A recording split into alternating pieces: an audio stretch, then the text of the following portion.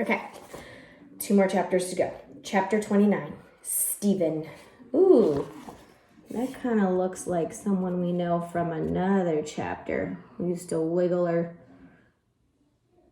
nose and blink her eyes or something like that. We'll see. Okay, chapter 29, Stephen. Stephen had green hair. He had purple ears and a blue face. He wore his sister's pink dancing shoes and green leotards. The leotards matched his hair. He was all dressed up as a goblin for Mrs. Jules's Halloween party. But unfortunately, it wasn't Halloween. Ha ha ha, you sure look stupid, said Jason. Jason was Stephen's best friend. So do you, said Stephen. Boy, are you dumb, said Jenny. Halloween is on Sunday. Today is only Friday. You're the one who's dumb, said Stephen. Ha! You'd probably come to school on Sunday, Mrs. Jules said. We'd have the party today. But none of the other children wore costumes, only Stephen.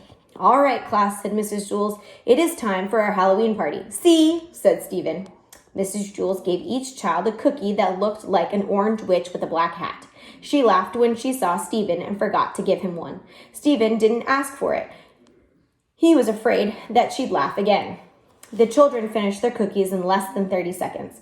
All right, class, said Mrs. Jules, the party is over. We have a lot of work to do. Stephen felt like a fool. The party lasted less than a minute, and he had to spend the rest of the day wearing his stupid goblin suit. Look, Stephen. Stephen's wearing his sister's leotard, laughed Dana. They're green, just like his hair, said Fatso. Remember, Fatso is one of the Erics. Everybody laughed.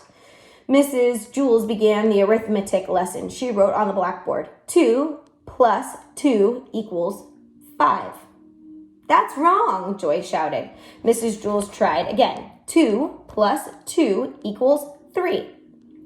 That wasn't right either. She added 2 and 2 again and got 43. It was useless. No matter how hard she tried, she could not get 2 plus 2 equals 4. I don't understand it, she said. They've always equaled 4 before. Suddenly, she screamed. The chalk turned into a squiggly worm. She dropped it on her foot. Then all the lights went out, and the blackboard lit up like a movie screen.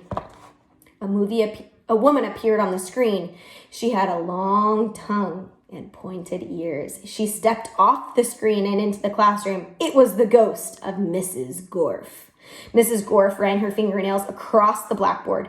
Trick or treat, you rotten kids, she said. Now I'll get even with you, every last one of you. Where's Todd? Who's that? Asked Mrs. Jules. Mrs. Gorf, said Damien. Who's Mrs. Gorf? Asked Mrs. Jules. She was the meanest teacher we ever had, said Rondi. What happened to her? Asked Mrs. Jules. Louis ate her, said Jason. Well, I'm not going to allow this, said Mrs. Jules. Get out of my classroom, she demanded. It's Halloween, sweet teacher, said Mrs. Gorf. Ghosts can go anywhere they like. I've come for a little class reunion. But isn't it Halloween? But it isn't Halloween, said Mrs. Jules. Halloween is still 2 days away. I know, said Mrs. Gorf, but Halloween falls on a Sunday this year, so we're celebrating it on the Friday before. Stephen leaped from his seat. See, I was right, he said. Today is the day we celebrate it, the Friday before. Mrs. Gorf proved it. He ran up to Mrs. Gorf. They all laughed at me and made me feel stupid because I was the only one who got dressed up, but they were the ones who were wrong. You and I are right. He put his arms around Mrs. Gorf and hugged her. Mrs. Gorf gasped and disappeared. The lights came back on. Mrs. Jules picked up the piece of chalk from the floor. She wrote on the blackboard, 2 plus 2 equals 4. That's good, she said. When 2 plus 2 doesn't equal 4, anything can happen. All the children who had laughed at Stephen now called him a hero, but they told him to change out of his stupid costume.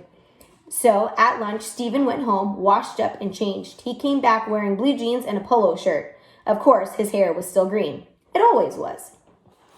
One more.